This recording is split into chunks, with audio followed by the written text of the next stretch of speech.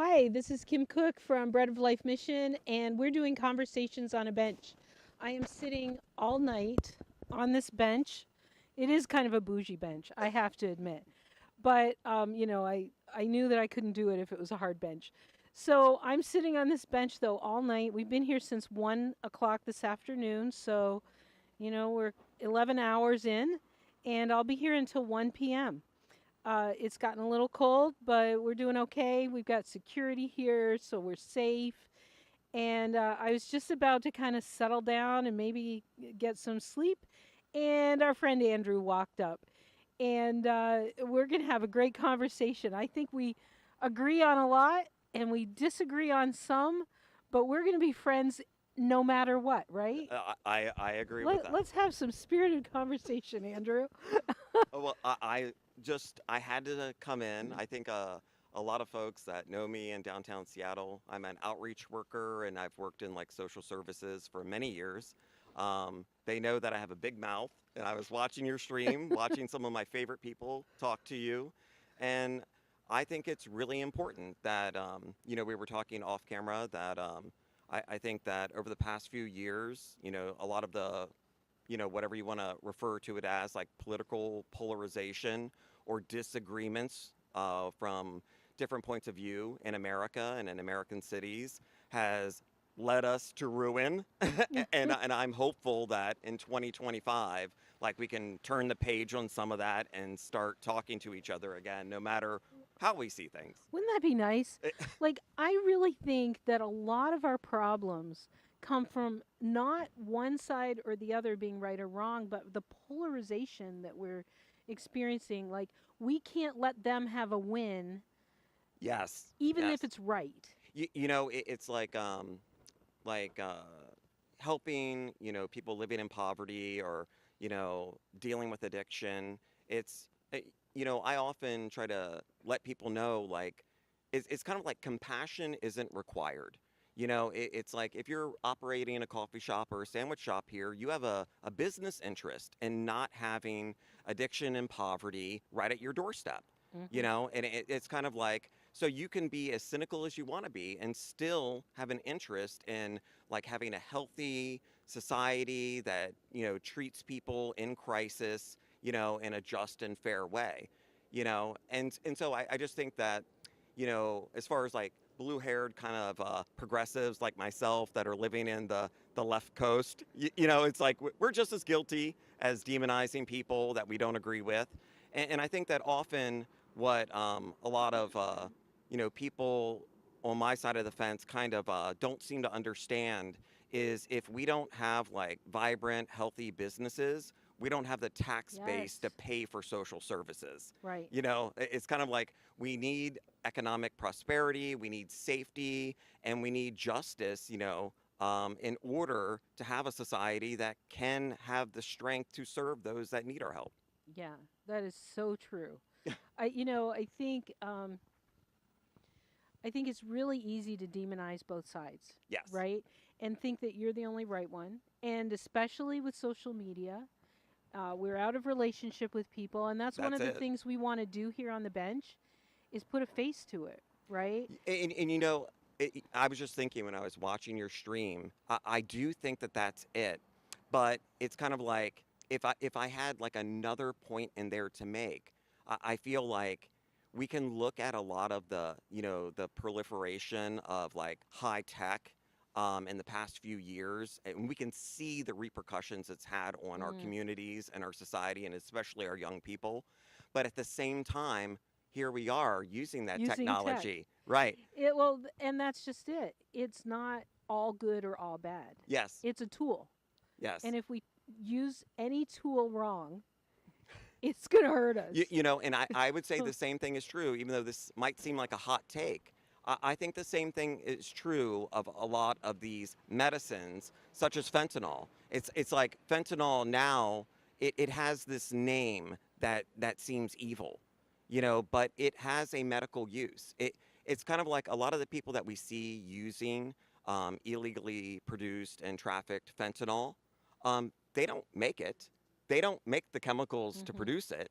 They're not the ones trafficking it. They're literally the victims of it. They're victims. Yeah. And it's kind of like, even though it has like this horrible word, if you were to have like a major surgery, that's what they're going to give you. They're going to give you fentanyl. So it's the same thing. It's a tool, the same way that technology is, that has done a great harm to our Hmm. society. But in many ways, it's the lack of our control over these things Mm. that we create. So so let's back up to that. I would say if I had surgery, I would be given an opioid, right? And most likely, it would be fentanyl. But isn't fentanyl something that has come, like, been more, it's made, like, people couldn't get the opioids they were getting, so Yes. it's an illicit form of the opioids that were used for medical A- reasons. And I can say it's the same thing as kind of like the aftermath, the fallout from the overprescription of oxycodone, Right. oxycontin. And so, like full disclosure, I look like a young troublemaker, but I'll be 50 in April. And So you're an older troublemaker. yeah, Yeah. yeah, I'm a I, more yeah, I wiser know. troublemaker now. But it's like I have refrained from, like my addiction. I don't look at it as, an all or nothing thing. Will I occasionally have a drink or, once in a while smoke some weed or take some mushrooms? Yes. Yeah. I think that there's many drugs that are fun and sociable, and I don't think it's an all or nothing. For some people, it might be, but it's my addiction was methamphetamine and heroin, Mm. and so I would alternate between the two, and I have chosen to refrain from my addiction for 18 years, but I was using for 12. So it's kind of Hmm. like most of my 20s and like early 30s were spent homeless, in and out of jail, using every day, in and out of treatment, over and over and over, round and round we go. And a lot of these same corners and streets, this is where I was buying drugs, using drugs. And it was kind of a different scene then. Hmm. And a lot of people that are actively using fentanyl can tell you the same thing. Yeah. And it's like, I just feel like with like my wave of addiction, that time period, it was like everyone, literally everyone had access to Oxycontin. And then as Hmm. soon as it got stricter, everyone switched to heroin. Yeah. And then now, we're seeing that heroin is nearly impossible to acquire in Seattle. This isn't from me Hmm. looking, but through clients talking about it. And the synthetic opiate is just the It's easy. It's yep. cheap. It's It. outrageously Yeah. cheap. Like on the streets of Yeah. Seattle, How much is it? it's like you might get it in a pressed pill form. So it's like Hmm. people basically will take the powder and they have a press and they create what looks like a pharmaceutical pill. Right. And those are often referred to at the very beginning of fentanyl, which is about 2 to 2.5 years now. They were called M30s. Hmm. And so a lot of my folks that were engaging in addiction, they would refer to them as Percocets. Hmm. They're not, so like you were talking earlier, they literally don't know what they're taking. Right. And so they It thought could it's a have horse pharmaceutical. tranquilizer in it. And they do. Yeah. And so now a lot of people that are using have started to realize it's all fentanyl, and so they Hmm. buy powdered fentanyl. But to the question of price, it's like a lot of these pills, which you have no idea how much fentanyl is in it. Hmm. That's why they're deadly. You can buy them on the streets of Seattle for $1. Yeah. $1. $1. So let me just back that up. When somebody on the street asks you for a buck, Oh, okay, it is not for a cup of coffee. oh, you could, It is not. You can't yes, get a cup of coffee for $1 in Seattle. Believe me. yeah. But You could be it's going to buy them fentanyl, most likely. and it's like you could be buying them an overdose today. You could kill them. Exactly. Like, don't give people cash. Take them and get them lunch. I agree. Go buy them a sub sandwich or a pizza. Have gift cards for places that don't have alcohol or like drugs. I've often thought, like, when folks ask me, like, what's something that I can offer someone who's clearly struggling, especially when it's freezing out, Right. or if it's really hot. I'm like, you give someone like a Starbucks gift card, they literally now have access to a bathroom, A a bathroom, cocoa, a heat. coffee. Yeah. They're a paying Yep, customer and they are paying for time in that establishment. That's huge for somebody with it no is. place to go. And I mean, like a whole other conversation. Like I spent many years homeless and on the street and, using, and, I can say like having gone through that experience, it's, you become invisible. It's Yeah. like one of the hardest things about me stopping is once I had finally overcome like the biological addiction, like I wasn't dope sick anymore.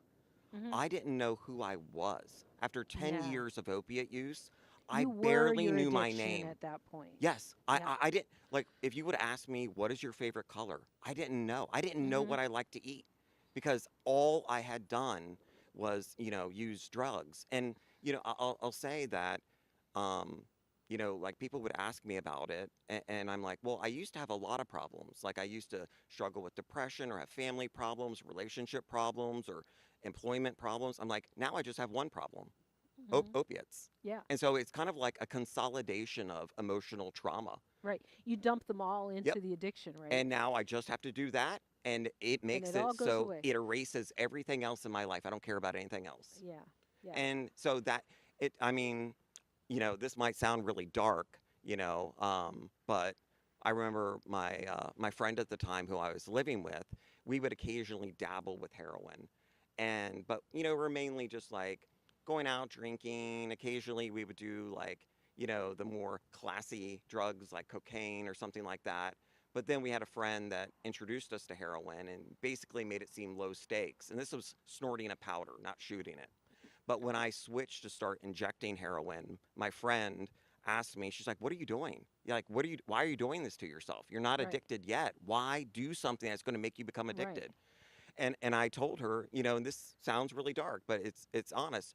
She she was like a filmmaker, and she's always recording things. She's like, "Let me interview you and talk to you about it."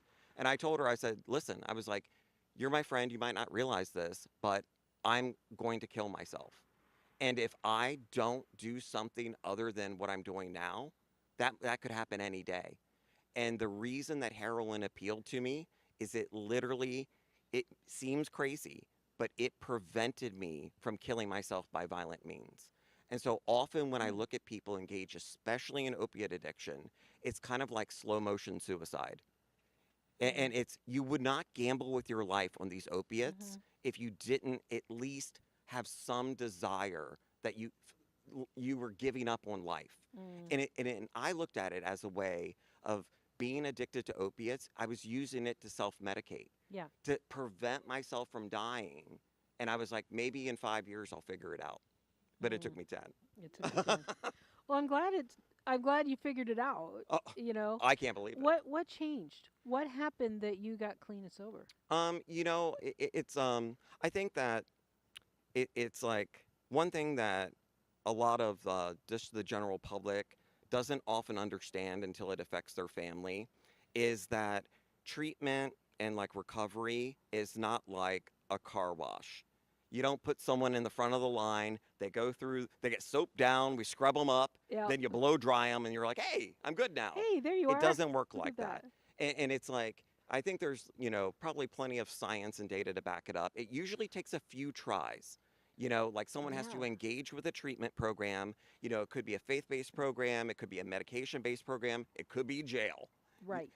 and different things are going to work for different Yeah. people. And it's usually going to take someone a couple tries at that, Right. and You for know, diets are kind of like that. yeah, Like exactly. just to make it more Yes. real to people who have Yeah, never experienced your friend this. could tell you a You diet know, worked for them, but it yeah, didn't work for or you. a New Year's resolution. Mhm. You know, we so many people have stopped doing New Year's resolutions, Already. and but no, I mean ever, because they never quite make it, right? But Yeah. if you go from like A to L, you've made progress. Yes. And you know, I just think people need to do New Year's resolutions, but they need to like, yeah, I It, just it- it's think it's get people need to realize it's no different than what they're yeah. experiencing in other areas of their life. And it's, I mean, I could give another example. It's like, all my life since I've been a teenager, I've been a cigarette smoker. And of course, Hmm. this year, like I do every year at New Year's, I was like, I'm done with the cigarettes. Right. So I haven't smoked a cigarette yet this year. Well, good for you.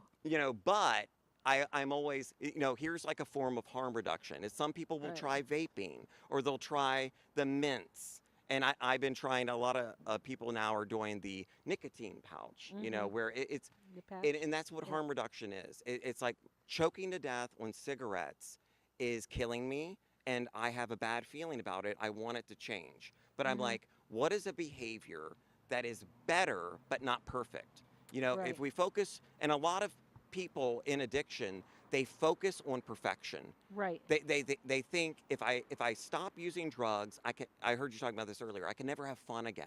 I Mm-hmm. can never be happy again. And I try to explain to people there are other forms of fun, my friend. Yeah. There eating Netflix with ice, watching Netflix and eating ice cream is Oh, that's a way better than powerful drug. fentanyl. Yeah, right? you know, Yeah, and you can remember what you did. yeah, or a lot of the like young guys I see out here. I'm like, how old are you? 22, 23. I'm like, how long have you been using? Yeah, Oh, right. 4 months. And I'm like, Get done now. I, Be done. and but it's like sometimes, especially like with younger folks, if I talk to them, don't you want a happy life and a prosperous career? No, they don't. They don't No, they care. don't. Yeah. And I'm like, don't you want a beautiful girlfriend and a new pair of Jordans? This will never get you there. Yeah, that's right. So, Andrew, we didn't talk about what you do. Oh, oh yeah, yeah. So, what do you do for a living? Well, so, I do not speak for my employer. I work for, basically, they're, maybe I shouldn't even name it, but I work for Evergreen Treatment Services, which has REACH as an outreach program. And I do not speak on their behalf. I'll make Hmm. that clear. I speak for myself. But I work as an outreach worker. And so basically, I'm assigned a geographic area. Mine happens to be like the waterfront, kind of like touristy area, and I drift into this area daily in Pioneer Square, um, and occasionally into downtown, but that's my main focus. And so, let's say you have a business here, or it's just a community member, and they happen to notice someone who's really struggling. It could be mental health, it could be drugs, it could just be they're lost. They're kind of just stuck outside. Um, and they're concerned and you're not sure what to do. And so because I have like a lot of experiences in social services and like what are things that could help that person, I'm just knowledgeable of it, and I have my own personal experience with having lived through a lot of it. um, then you can just text me and then I suddenly appear. And it's like there's a clinical, ethical, principled side to my work, but I often keep that internally facing and kind of like client facing. I kind of like describe it as I can be a temporary best friend.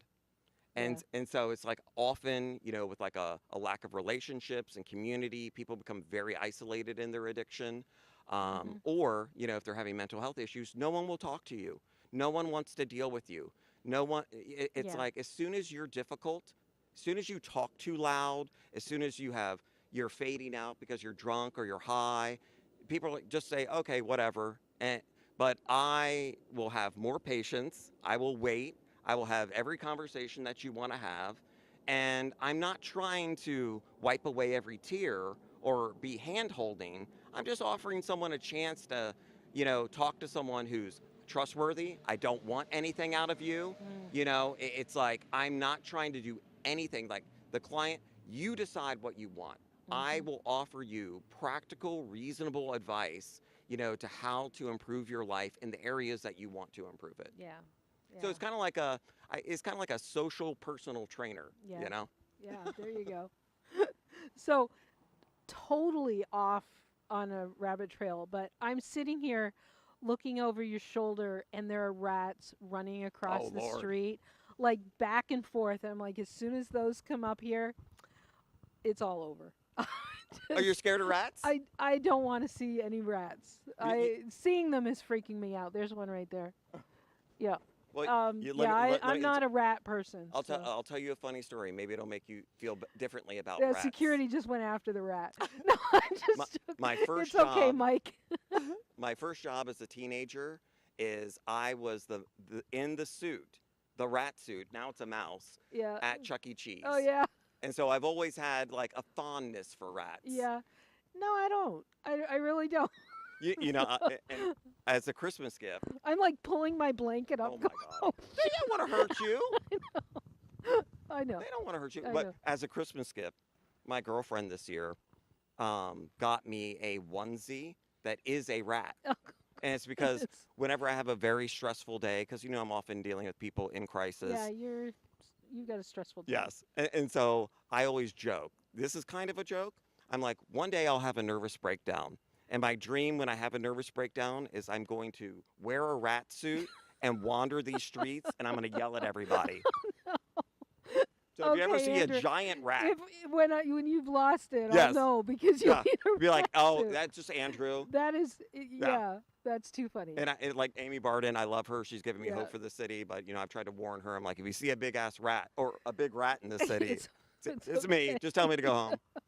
So, before we went live, we were talking about harm reduction. Yeah. Oh, yeah. So that's Yeah, and it's one of those things that we're probably going to disagree on, but I think I know. maybe come closer than I would have thought. Yeah, and so I think that it's kind of like, Wait, I'm going to ask you for other people to define harm reduction. mm. Well, so I think that if we look at harm reduction, I can offer examples of it, but basically it's like a philosophy, and the philosophy is that in order to help people with behavior change, which is really the goal, Hmm. it's someone who does not want to change their self-destructive or antisocial behaviors. Hmm. That one of the foundations that we start with in harm reduction is accepting people for where they are right now. Right. It's saying someone isn't going to change their behavior immediately. I can't walk up to you and say, I don't like what you're choosing to do with your life, and it needs to Hmm. change right now. So Hmm. often, um, it's that acceptance that, guess what? In all of human history, Hmm. there are substances that human beings choose to consume, and it changes their behavior. It changes their way of thinking. Yeah, And, Umbria and is taking care of me. exactly. And like it or not, no matter what we think about it, literally that will never change. Right. I know a lot of people may find this shocking. They may not want people under 21 to drink alcohol, but I can promise you that that will never stop. Hmm. And so what we do instead is accept that a percentage of the population is always going to be engaged in self-destructive or what we perceive as antisocial behaviors.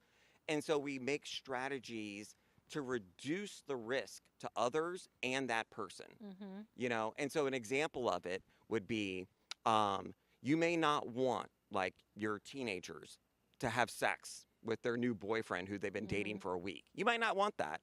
But is it better to tell them you don't want that and to try to like watch their every movement where they're going to sneak behind your back, Hmm. or to talk to them about safe sex and what those risks could be? Hmm. You may not want your teenager. It's better to lock them in their room until they're 30. Yeah, we could put everybody in jail. I mean, we could put a camera on everyone. Right, Even if we did that, right. there are They're drugs in still jail. going to do it. Yeah. You can't create a world so secure and with enough surveillance that people won't find a way to do it. Hmm. You know, in prisons, there is fentanyl. Right.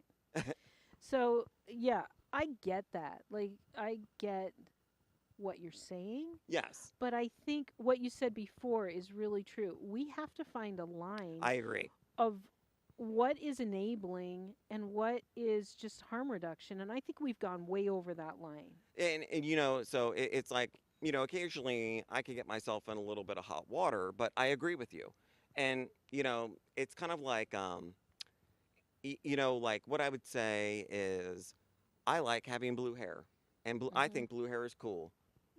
And I think that everyone should give it a try. Try dyeing your hair blue 1 month and see how you feel about life. I think that blue-haired people are the friendliest people around. But do I accept that the vast majority of people have no desire for blue hair? Right. I accept that most people don't want blue hair. Yep. They don't like the way it looks, or it's silly, or it's stupid, or it's unprofessional.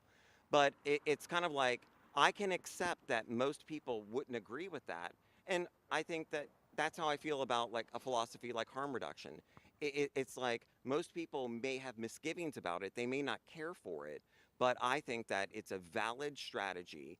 It doesn't mean that it doesn't have limits. It doesn't mean that a norm of Mhm. what we ultimately desire is for greater health, community, and cohesion. And we see these dangerous synthetic chemicals as very destructive to that. We've seen how that works. Mhm. And so every single day when I'm having conversation with people that are currently engaged in their addiction, I am in a not, my whole job, I feel like sometimes, is being in an ethical dilemma of enablement versus behavior change. Mhm.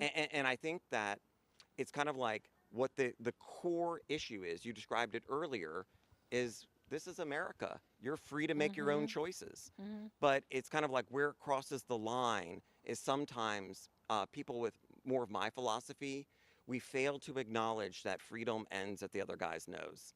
As soon as the exertion of Yes. my freedom starts affecting other people, Right. well, now they do have a right to push back against it. Right. Well, and that even goes to tents on the sidewalk, right? Yes, exactly that. Um, that's somebody's livelihood. It's a Yep. business. Those are public thoroughfares. People need to be able to go up and down, feel safe. That one person that wants to put a tent there, it's Yes. public property. Yeah, It's I not, mean, you it's know. like, I think a lot of times, I know this is true for me, and some might disagree with this, but what I've noticed is that when I was active in my addiction, um, it's kind of like what other people thought about what was going on with me just became completely irrelevant to me. Mhm. All I cared about is what was happening with me. Right. And so I think that a lot of times, folks that are in this like hyper medicated state, they lose touch with like having perspective on what the needs and thoughts and desires of the community are.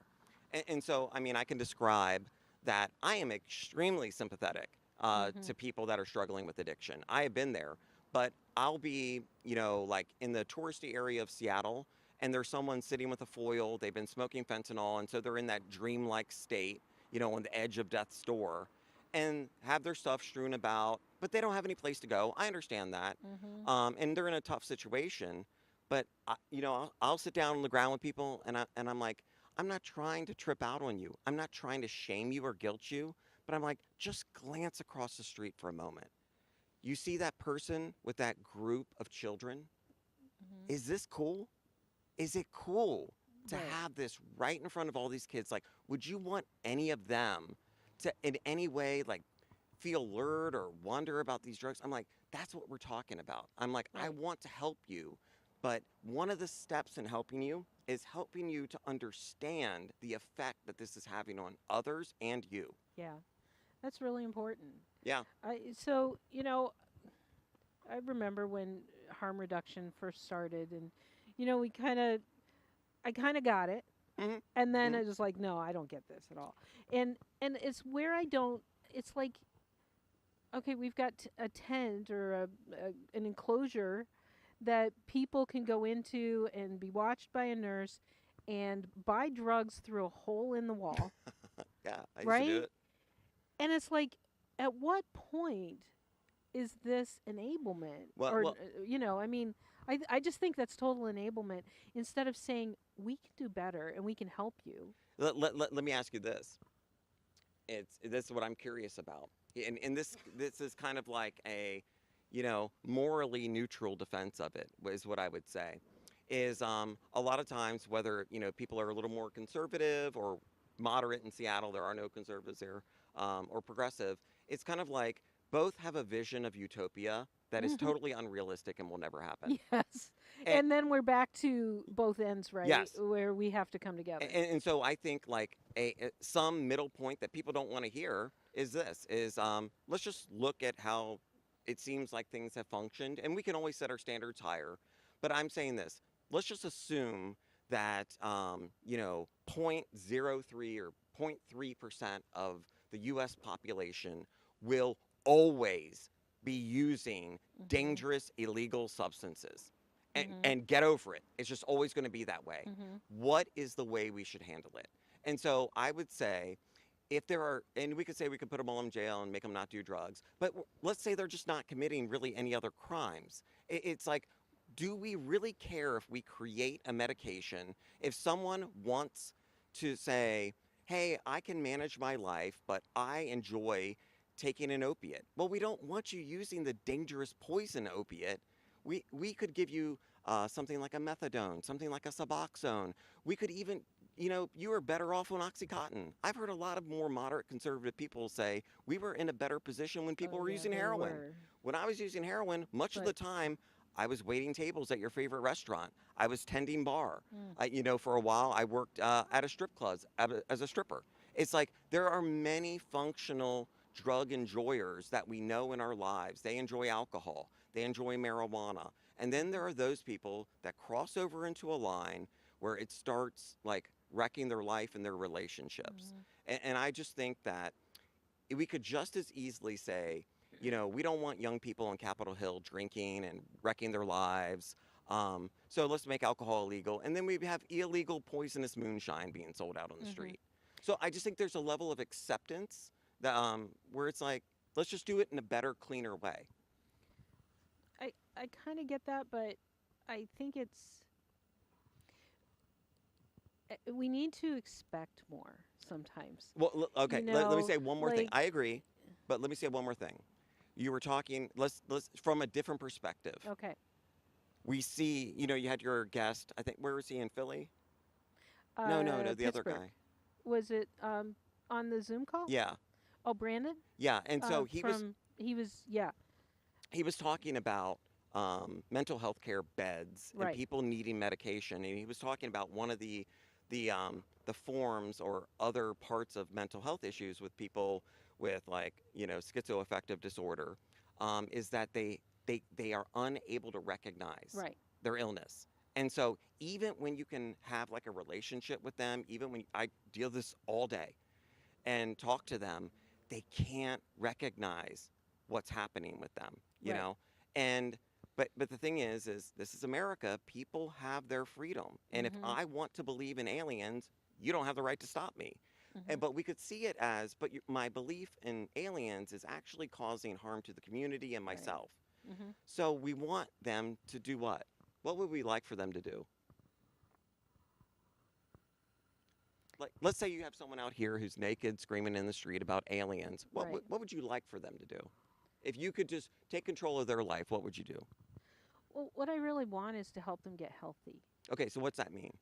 It means that they're not seeing aliens And that are how not do you think that there. they would stop seeing aliens?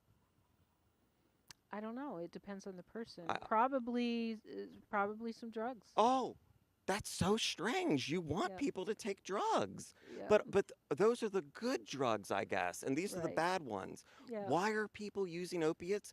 They're Yes, self-medicating. they are. Why is your So uncle so drinking? here's but here's the thing. We all want to fill holes, Yes, right? We say here at the mission that we're all created with a God-shaped hole. I, I, I, And I'd agree with and you. we pour so many things Yes. into that hole, and really only God can fill it. So, Okay? But my point is that we're all filling holes. yes. And and there are things that are unhealthy in my life that I need to get rid of.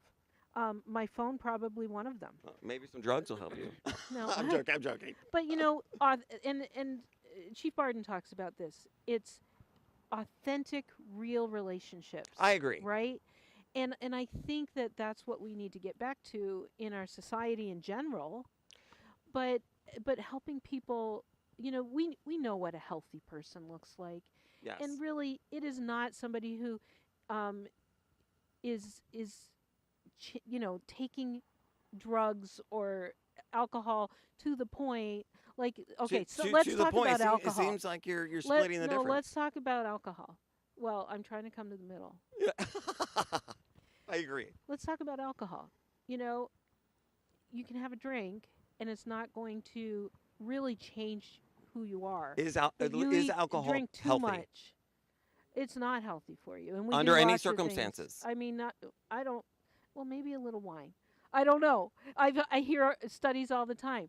My point is, you can have some of that, but when you get drunk, you're really, crossing over into losing control, Yes. right? And all of that.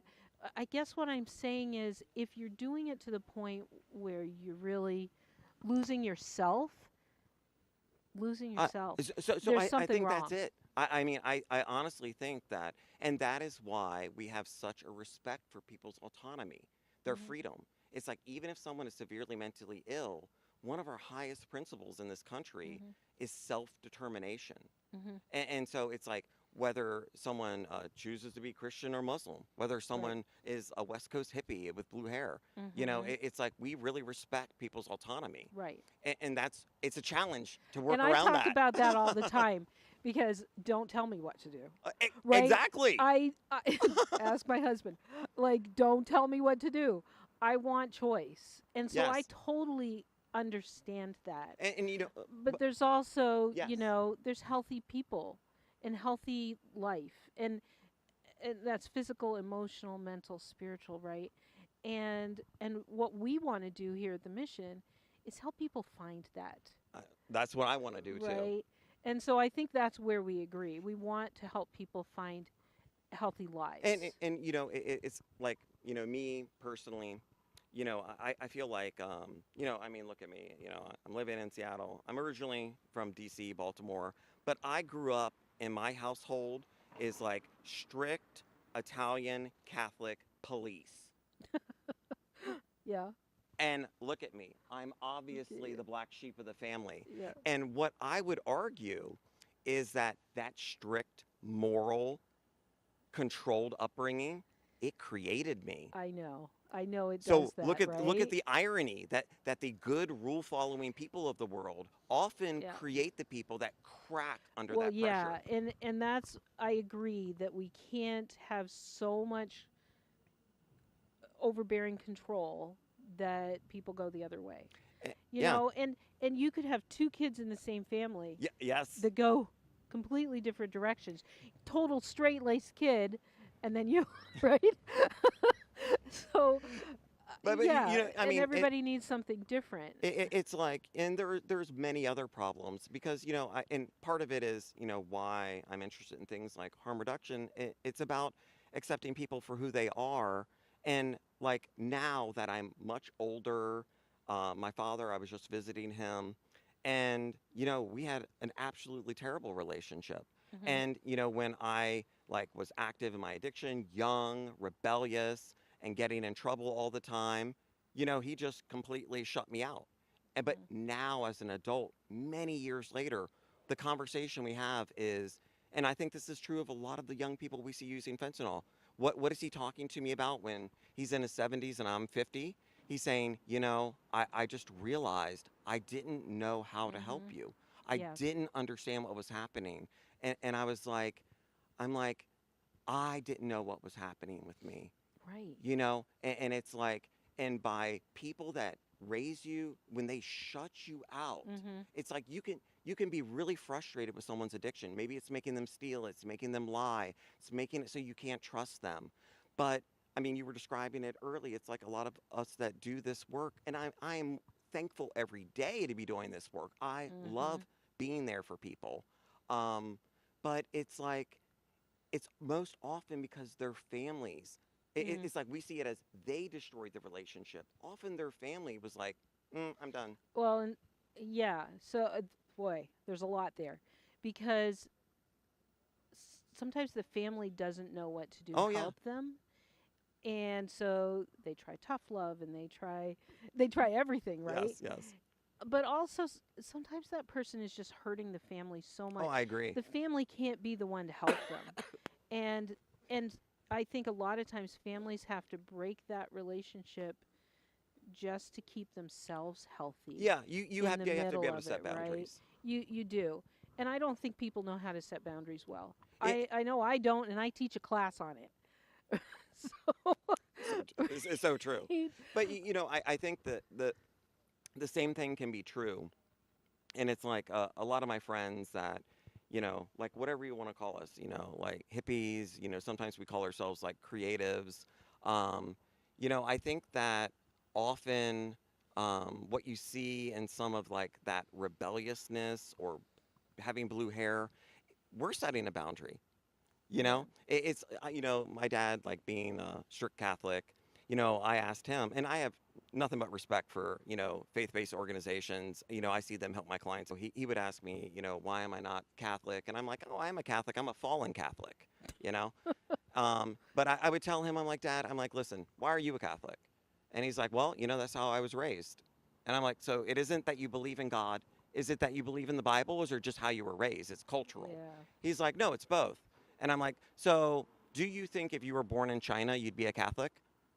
He's like, well, I don't know. And I was like, no, you It wouldn't would be. be all he would know. Yes. And I was Yeah. like, so there is something to be said. It's like, I really feel like if the faith is legitimate, if your belief is real, it's a choice. You Mhm. have to actually choose to be that.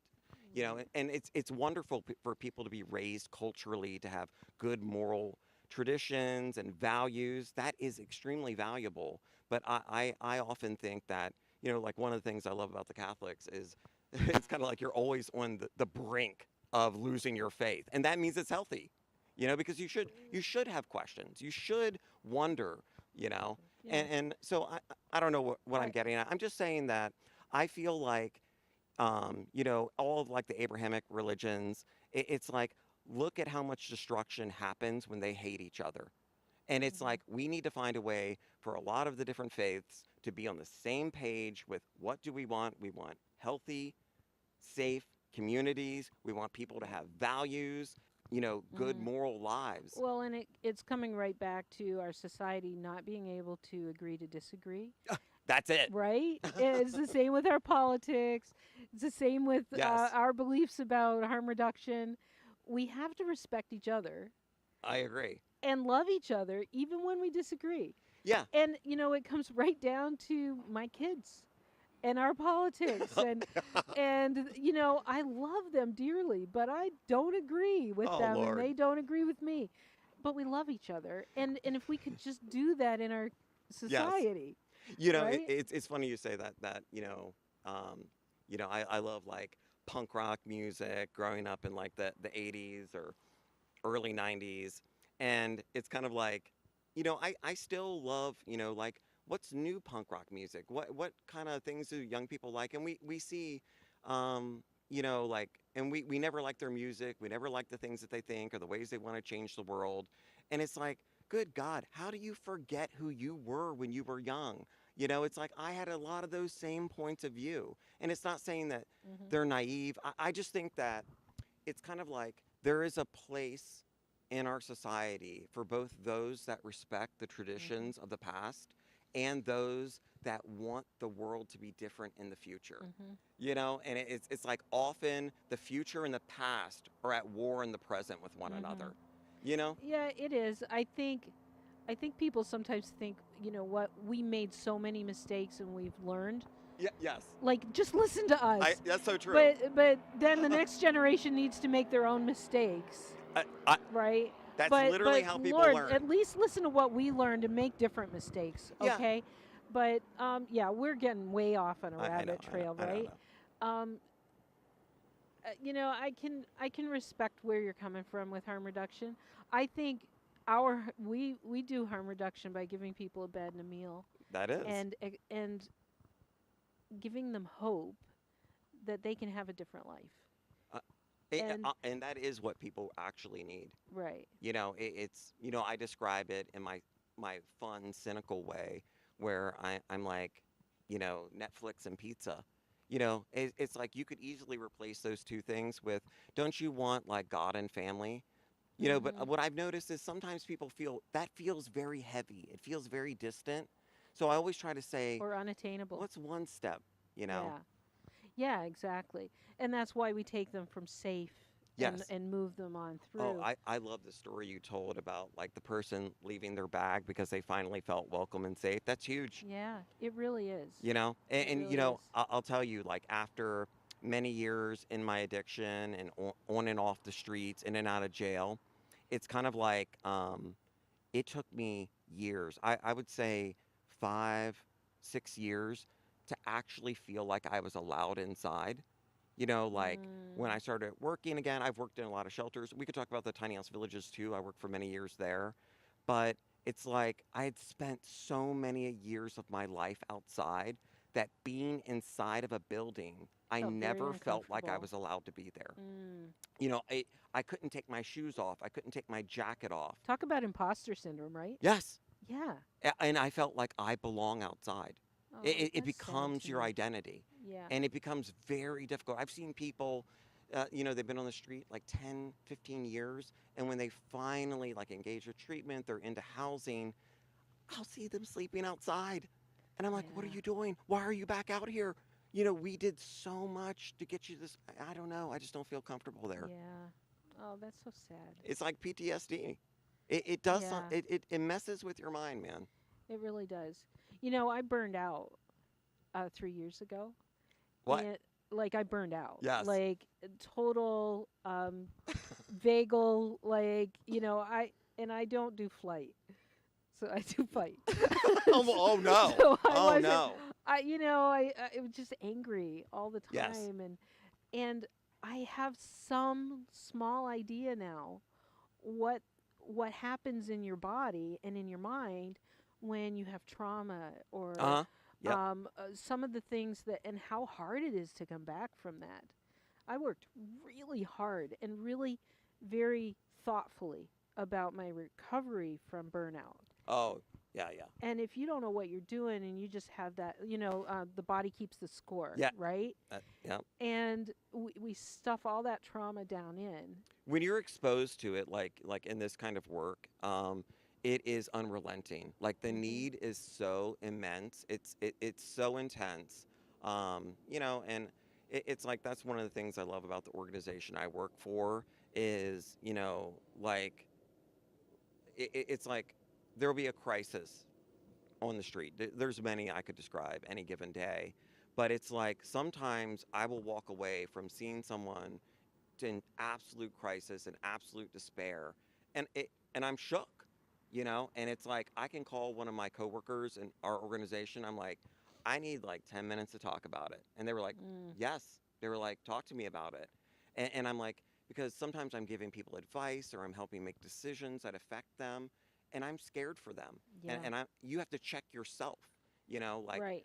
what am I really? I don't want to give people false hope. I don't want to manipulate them. You know, I Hmm. want them to feel as though it's a dialogue. In this work, you really have to be okay with yourself.